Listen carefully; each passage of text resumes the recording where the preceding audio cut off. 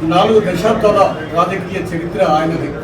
రాజకీయాల్లో తనకంటూ ఒక ప్రత్యేక ముద్ర ఉమ్మడి తెలుగు రాష్ట్రాల్లో కానీ జాతీయ స్థాయిలో కానీ ఒక జీవన్ రెడ్డి అంటేనే ఒక ప్రత్యేకమైన ప్రతిపత్తి కలిగిన నాయకుడు.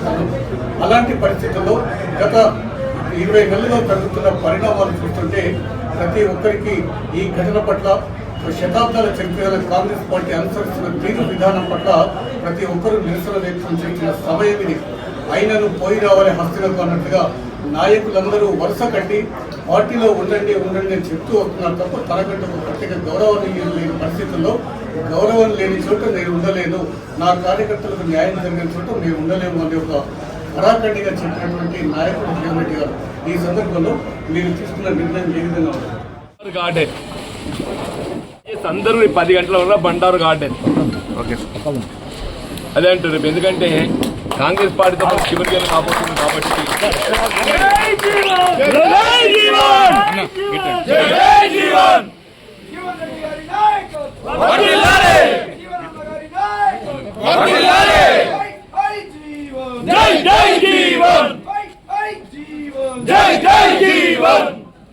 కాంగ్రెస్ పార్టీతో మన చివరి దినం కాబోతుంది.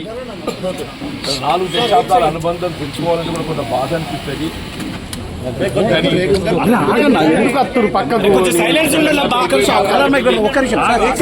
మాసాలకెళ్ళి కొనసాగుతున్న పరిణామాలకు ఏదైతుందో ఇవాళ అది పరిష్కారం లేని సమస్యగా మారిపోయిందండి. మరి ఏదైతుందో మిత్రులు మహేష్ గౌడ్ గారు కానీ శ్రీధర్ బాబు గారు కానీ ఎవరు వచ్చినా కానీ ఏదైతుందో వారు వ్యక్తిగతంగా అభిమానం కానివ్వండి, పార్టీ పెద్దలుగా ఏదైతుందో అతన్ని వీళ్ళ కాంగ్రెస్ పనులు కొనసాగడానికి కొరకు ఏదైతుందో మరి వారి అభిప్రాయం చెప్పి కొంత నన్ను సంయమనం పాటించడానికి వచ్చి ఉండొచ్చు. కానీ వాళ్ళ అసలు సమస్య పరిష్కారం లేదు, వాళ్ళ దగ్గర లేదు, నా దగ్గర. ఇప్పుడు ఏమైనా సమస్యకు పరిష్కారం అనేది ఉండాలి. ఆ సమస్యకి ఏదైతుందో పరిష్కారం ఇవాళ ఈ ఊరడింపులకు వచ్చిన దగ్గర లేదు. సరే నన్ను అడిగినా నా దగ్గర కూడా లేదని చెప్పండి, టు బి ఫ్రాంక్. ఎందుకంటే అది దాటిపోయింది. అది దాటిపోవడానికి కారకులు ఎవరు కూడా ఆలోచన చేసుకోవాలని చెప్పి అంటారు.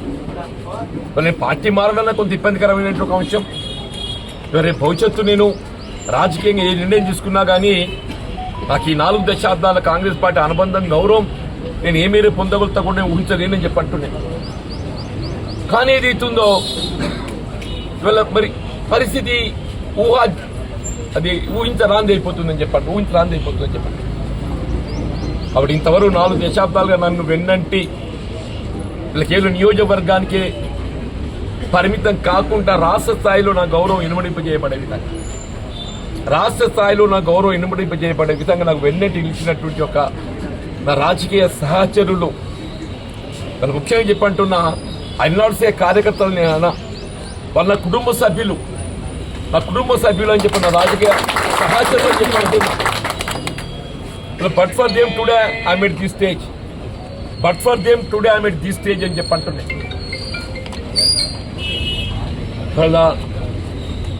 రాజకీయంగా ఒడిదుడుకులు, గెలుపు ఓటములు ఇంకా చూసా.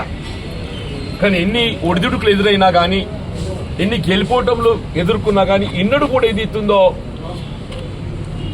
నా వెన్నంటున్నారు, నాకు ఆత్మస్థైర్యం చెప్పిండ్రు, మనోబలం అన్ని విధాలు సమకూర్చిందని చెప్పంటున్నా.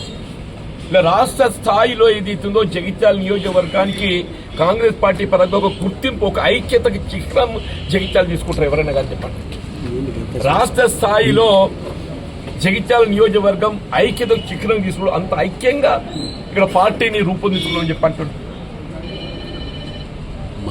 మరి ఇటువంటి పరిస్థితులలో సరే భవిష్యత్తు మార్గం, పయనం ఏ విధంగా ఉంటుంది, ఏది ఉన్నా కానీ మనిషికి కావాల్సింది రాజకీయ ప్రజాజీవితంలో గౌరవం కావాలి. ఆ గౌరవం పొందలేనప్పుడు ఎవరం కూడా ఏదైతుందో ప్రజాజీవితం కొనసాగడం అనేది సాధ్యం కాదు. ఇలా మనం రాజకీయ పోరాటం అనేది ఎవరైనా చేస్తున్నాం మనకు తెలియాలి. నేను చెప్పంటాను, ఒక ప్రత్యక్షంగా రాజకీయ పోరాటం చేయటం మనకు తెలుసు ఎవరైనా యుద్ధం చేస్తున్నాడు సంగతి. మన పరిస్థితి ఏమైపోయిందంటే నువ్వు ఎవరైనా యుద్ధం చేస్తున్నావు తెలుస్తలేదు నీకు. స్వపక్షంతో యుద్ధం చేస్తున్నావా, విపక్షంతో యుద్ధం చేస్తున్నావా? ఇప్పుడు విపక్షంతో ఏది ఇస్తుందో మనం పోరాటం రాజకీయంగా చేయవచ్చు, స్వపక్షంతో చేయలేం కదా. ఇక్కడ ఏమైపోయిందంటే కాంగ్రెస్ పార్టీలో కొనసాగడం అంటే స్వపక్షంతో పోరాటం చేసే పరిస్థితి ఏర్పడుతుందంట.